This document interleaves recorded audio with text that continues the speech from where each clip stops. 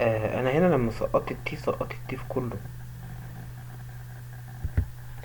ميكستشر او ميكستشر ميكستشر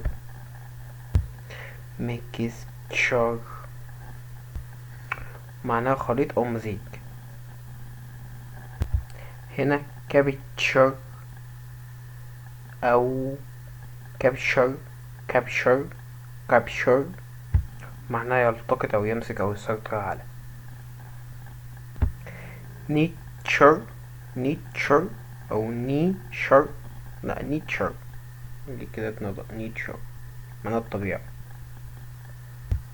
I I love nature، انا احب الطبيعة. nature is beautiful، الطبيعة جميلة. الافضل هنا كلمة شجر على طول.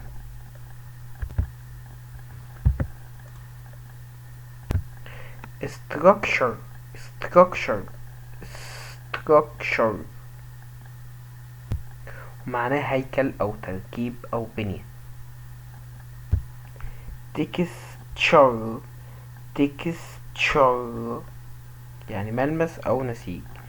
texture او texture texture texture texture ممكن برضه texture.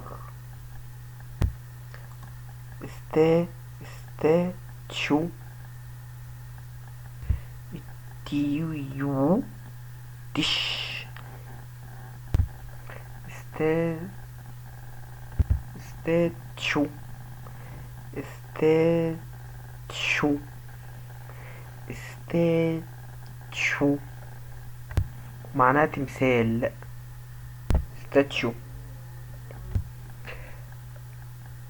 banquet banquet banquet banquet معناها يرقم أو يضع علامات ترقيم. ده كورس الإنجليزي ده بادئين من الصفر لغاية دلوقتي. تمام، يعني تعالى نقول احنا وصلنا من بداية فين. الحروف بقى والأصوات فما تنسوش بس تشتركوا في القناة كده عشان نعرف نكمل بقية المنهج.